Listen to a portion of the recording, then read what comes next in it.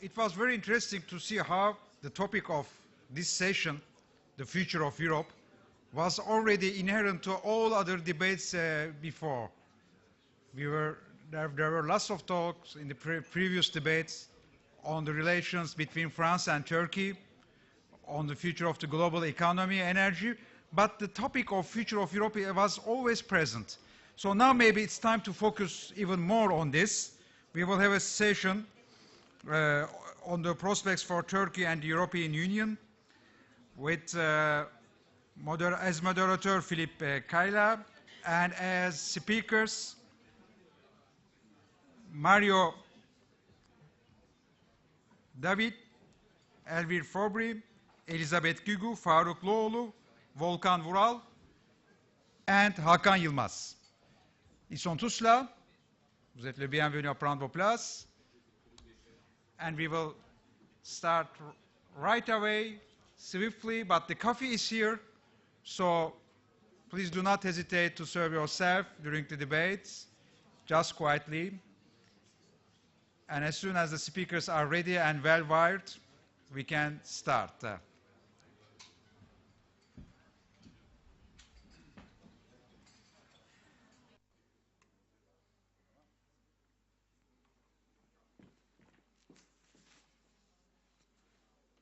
Très bien. Vous m'entendez? Vous m'entendez? Non? Si? Si, vous m'entendez? Oui. Alors, voilà, je pense que comme ça va aller. Bonjour à tous. Nous avons maintenant une table ronde, une session 3 sur les perspectives d'avenir de l'Union européenne et de la Turquie. Nous avons autour de la table, je commence à gauche, M. Hakan Yılmaz, directeur du Forum de politique d'Université de Boğaziçi et membre de la TUSIAD. Puis nous avons M. Faruk Loğlu, qui est député à l'Assemblée nationale turque et vice-président du CHP, du Parti républicain du peuple. Elisabeth Guigou, députée, membre de l'Assemblée nationale française et présidente de la Commission des affaires étrangères. M. Volkan Vural, membre du conseil d'administration de la TUSIAD et membre du comité exécutif de l'Institut du Bosphore. Et enfin, Mario David, député européen et vice-président du Parti populaire européen. Très bien, je vais donner la parole à chacune de ces éminentes personnalités pour un court exposé, et puis ensuite nous structurerons la discussion avec vous. Avant de leur donner la parole, je voudrais vous dire d'abord qu'en tant que président d'Euronews Développement, je suis un chaud partisan de la Turquie, un ami de la Turquie. Euronews a développé une version turque de la chaîne Euronews qui a été lancée il y a à peu près 2 ans par le Premier ministre, M. Erdoğan, dans le palais de Dolmabahçe à Istanbul. Donc Euronews en turc est diffusée en Turquie et dans le monde turcophone. Et nous sommes très fiers d'avoir une équipe de journalistes turcs qui est d'ailleurs représentée ici pour couvrir cet événement. Voilà, juste pour vous donner la raison de ma présence ici. Je vais commencer peut-être par M. Faruk Loğlu. Monsieur Loğlu, vous êtes député à l'Assemblée nationale turque. You are a member of the Turkish National Assembly. And maybe you would like to start the discussion with some words about the relationship between Europe and Turkey. Well, with pleasure. First of all, I want to thank for the opportunity to be part of this exercise, because the political opposition in Turkey usually does not have too many opportunities to express its views. And having the chance to address a wide section of Europe here, but with an emphasis on France, I would be happy to briefly share our point of view on the relationship between Turkey and Europe. For us, and when I say for us, I mean not just our political party, but for a large part of the Turkish public, EU membership is a strategic commitment. It's a strategic goal that is part of the long process of westernization and modernization of Turkey. And I think despite the difficulties that we are facing at the moment from both sides, from both Europe and the disinterest and disengagement of the current government in Turkey from its commitment to EU membership, I think at the end of the day, Turkey is going to be a member of the European Union. Perhaps I will have a brief opportunity later to go into some detail of this. But Europe, despite its current problems, is a very healthy vision.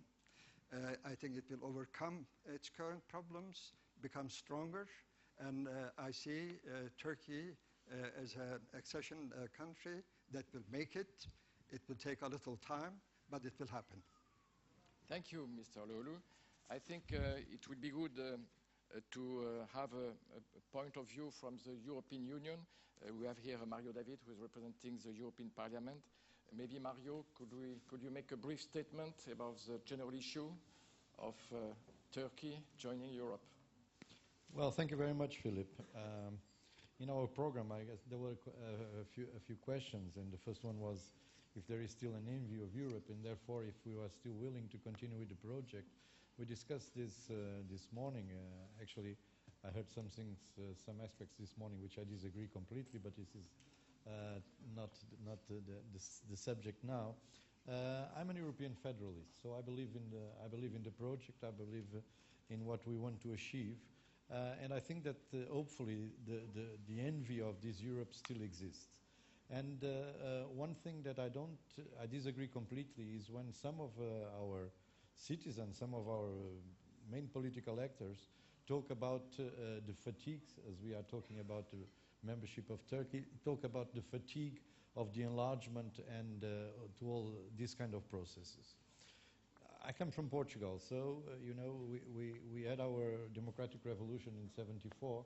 We joined the Union in '86, and I always put myself in the shoes of someone, and I imagine myself if eventually for questions of destiny, for questions of history, my country had not yet entered the European Union.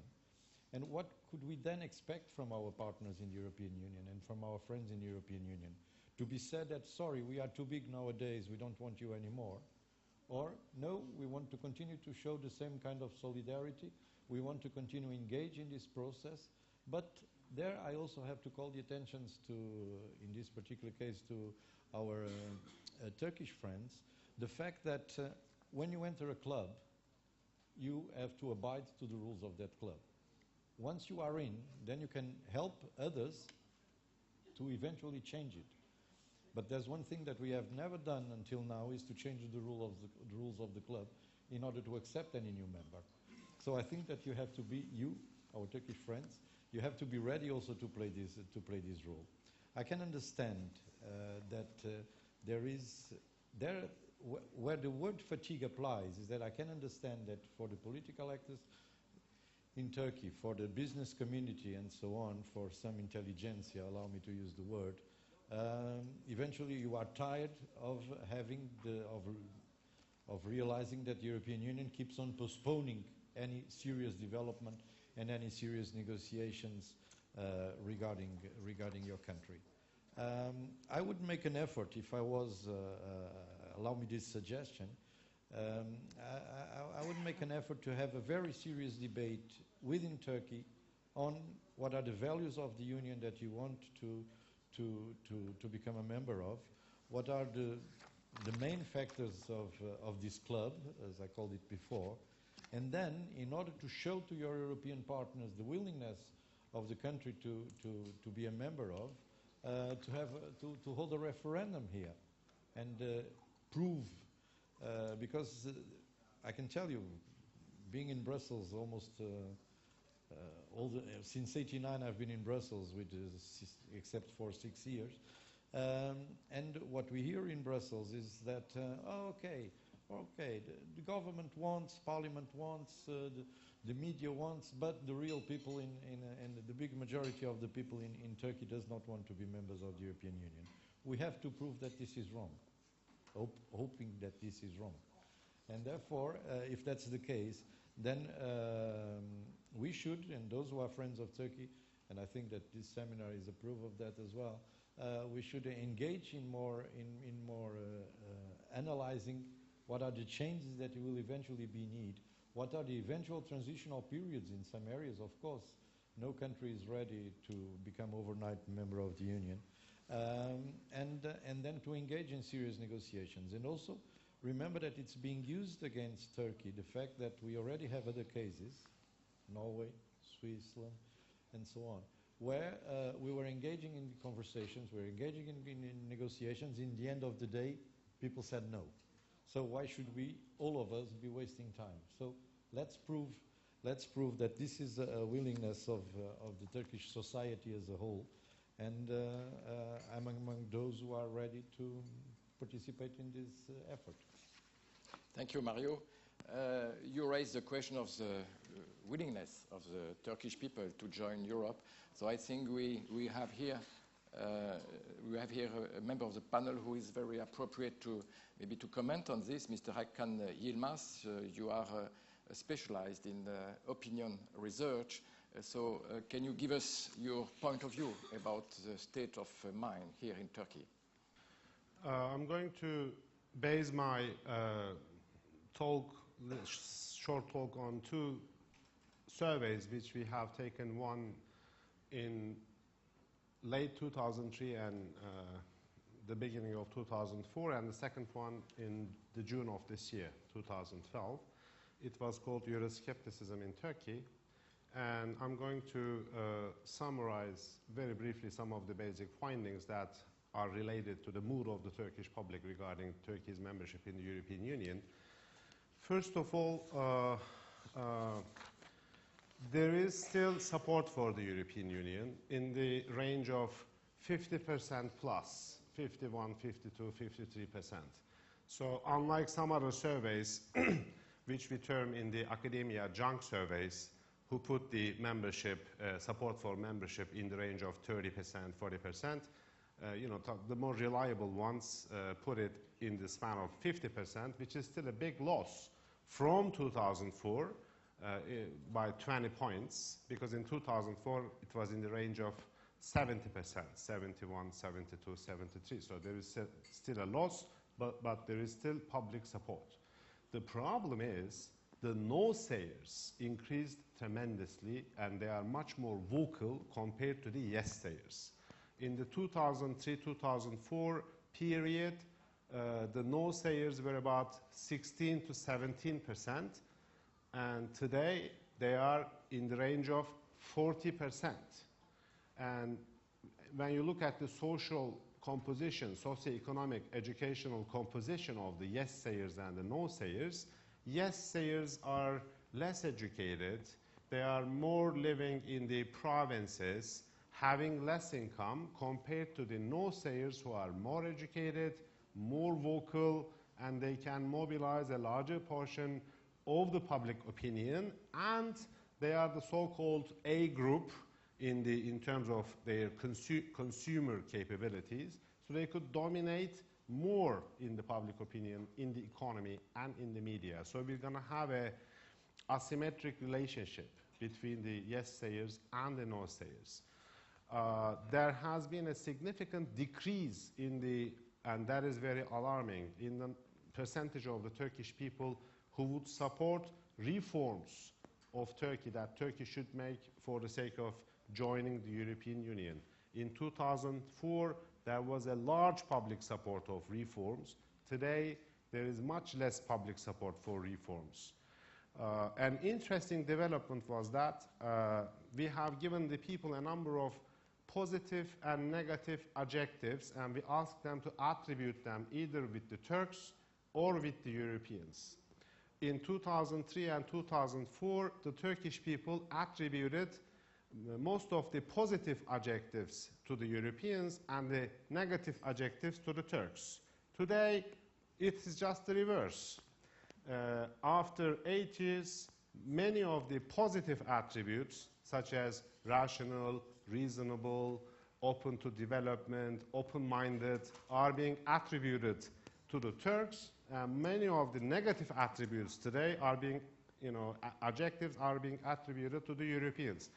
So in Turkey, there has been a significant increase in self-love and self-appreciation and self-confidence, which is a social capital, but it should be managed very carefully, this social capital, this increase in self-confidence and self-love, because it looks to me as if like a teenager's newfound self-confidence. And it should be really very well managed, because it could be directed to some destructive purposes. It could be directed towards very constructive purposes. So we have a social capital, self-confidence, self-love, self-appreciation. But the problem is, how are we going to manage it? That is what we have found in our survey. Another finding, which was that in 2003-2004, there were many people who thought that European Union membership would bring a lot of benefits to Turkey, particularly economic benefits, and that has been very significantly reversed today. Today, the percentage of the people who would expect benefits from EU membership has declined, and particularly the percentage of the people who would expect economic benefits from the European Union has declined even more.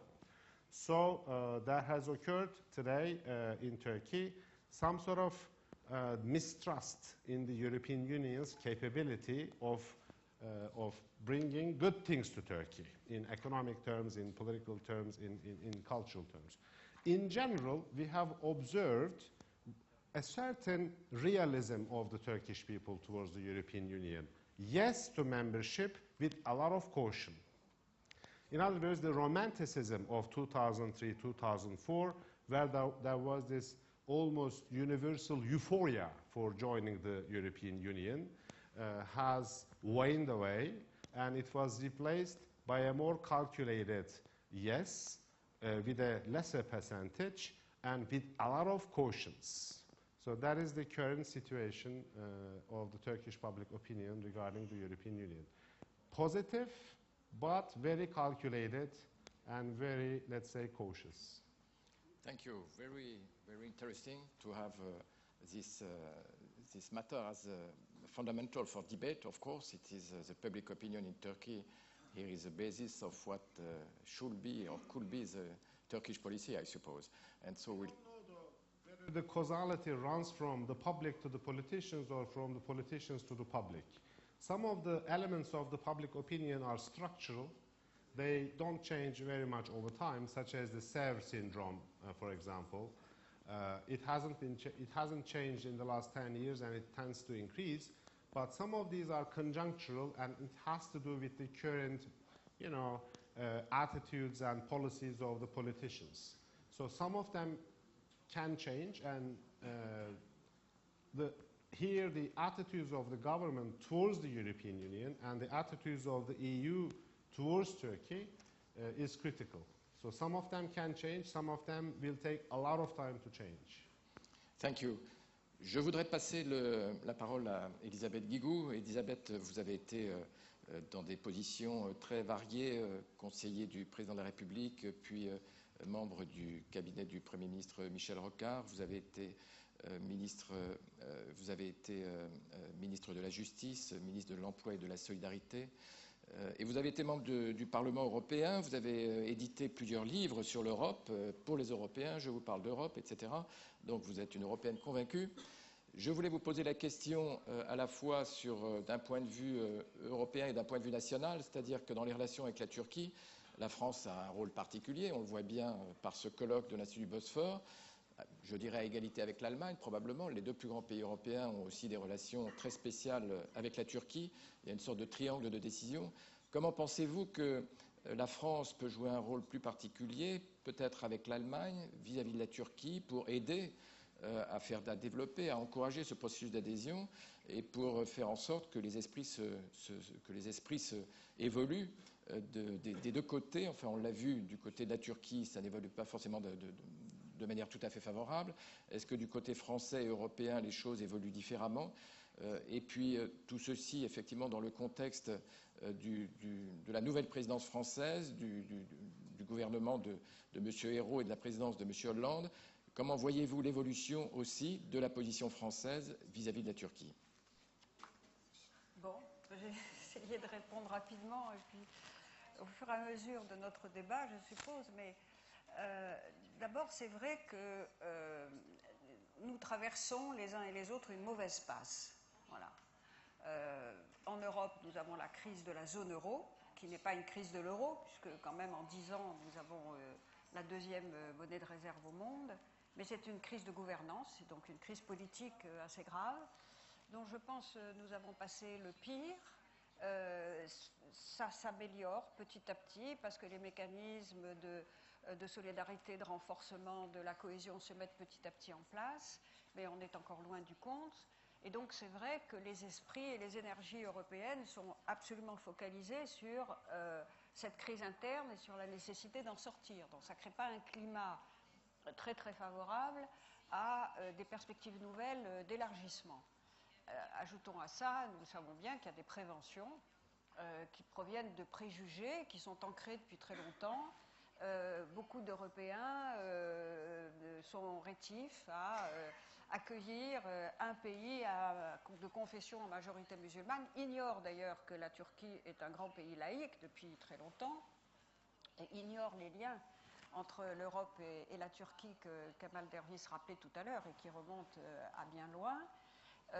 Et que les responsables politiques ne font pas grand-chose quand même pour dissiper ces préjugés. Au contraire, souvent, ils les entretiennent. Comme par exemple en France, nous avons eu en 2004 une modification de la Constitution française qui était spécifiquement destinée contre l'adhésion de la Turquie, puisque on a établi la règle qu'il faudrait pour les futurs élargissements un référendum. Ça ne pouvait pas s'appliquer à la Croatie, ça ne pouvait s'appliquer en premier qu'à la Turquie. Bon, les règles ont été adoucies depuis, mais enfin quand même, c'est assez révélateur, je crois. Voilà, alors ça, s'il y a des blocages du côté de l'Union européenne qui se traduisent par le fait que les chapitres de négociation sont bloqués et que, évidemment, le précédent président de la République a lui-même pris des positions très dures sur ce plan-là, qui ne sont pas partagées, je m'empresse de le dire, par le nouveau président, le nouveau gouvernement. Alors, ça, c'est une chose. Mais il faut reconnaître aussi que du côté de la Turquie, et c'est probablement un effet de miroir, il y a un recul depuis 2 ans. Le récent rapport qui a été publié par la Commission européenne donc au milieu du mois d'octobre le montre assez bien. Alors, j'ai bien vu les réactions ici de certains responsables politiques de haut niveau, mais enfin, ce n'est pas la présidence chypriote qui a dicté ce rapport. Hein. Ce sont des rapports qui sont faits chaque année. Donc je pense qu'on pourra discuter indéfiniment des interactions de ces deux phénomènes, mais en tout cas, nous ne sommes pas dans une phase positive du point de vue de ce que je souhaite, comme je crois tout le monde ici, c'est-à-dire l'adhésion de la Turquie à l'Union européenne, lorsque, évidemment, les critères seront remplis. Alors, il faut évidemment surmonter ça. Je pense que rien de décisif ne pourra être fait, évidemment, avant la fin de l'année, pour des raisons que tout le monde comprend, sous présidence chypriote. L'année prochaine, l'Allemagne rentrera dans un cycle électoral, donc je pense qu'il faut mettre tous nos efforts pour qu'à partir de la fin 2013, nous puissions, et j'espère que mon pays lèvera les obstacles à la négociation. Ce n'est pas moi qui décide, puisque je ne suis pas dans le gouvernement, mais je fais savoir aux personnes à qui je parle quelle est mon opinion, et d'autres le font évidemment avec moi. Voilà, alors maintenant, il faudra aussi être au clair sur adhérer à quelle Europe. Ça, j'aimerais que nous en parlions. Ce matin, Kemal Dervish nous a parlé de la nécessité de la différenciation. Nous étions ensemble dans une même émission de RFI. Moi, je crois que c'est absolument indispensable. Si nous avons la perspective d'avoir une Europe de plus de 35 États membres, ne serait-ce que si l'on compte les Balkans et la Norvège qui peut entrer demain matin dès que son peuple dit oui, la Suisse également, à ce moment-là, nous avons nécessairement alors alors comment l'appeler, un noyau dur peut-être, parce que j'aime pas le terme d'Europe à deux vitesses, ça laisse penser qu'il y a une première et une deuxième division, puis qu'on poursuit tous le même but, ce qui n'est pas le cas. Donc on pourrait avoir un noyau dur autour de l'eurozone qui va se faire, parce que pour sortir de la crise de l'eurozone durablement, il faut nécessairement avoir une intégration beaucoup plus forte sur tous les plans économiques et financiers qui induira nécessairement une intégration politique de type fédéral plus forte.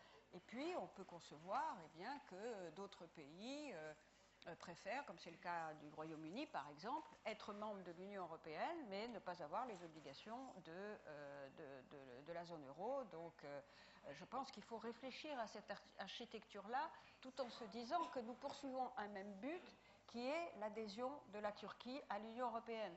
Parce que si on laisse trop ouvert l'objectif final, on risque là encore d'accentuer le manque de dynamisme de cette évolution.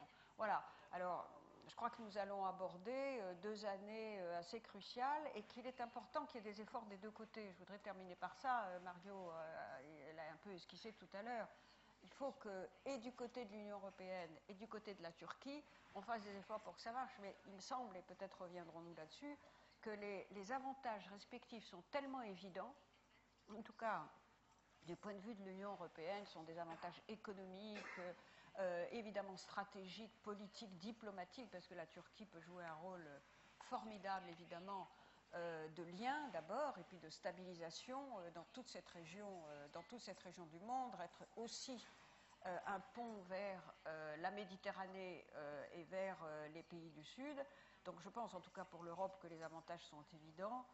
Et pour la Turquie, c'est pas à moi peut-être de le dire principalement, mais enfin, il me semble quand même que d'être ancré au système européen présenterait aussi beaucoup d'avantages. Je crois que finalement, nous partageons les valeurs universelles et que l'évolution de l'ensemble, enfin de beaucoup de pays en tout cas, au sud et à l'est de la Méditerranée, montre qu'il y a une aspiration à cette adhésion à des valeurs universelles qui ne sont pas proprement européennes. Voilà, alors après, il y aura un processus qui restera difficile, mais moi j'espère que au plus tard en 2023, c'est-à-dire pour le centenaire de la République, eh bien, la Turquie sera membre de l'Union européenne.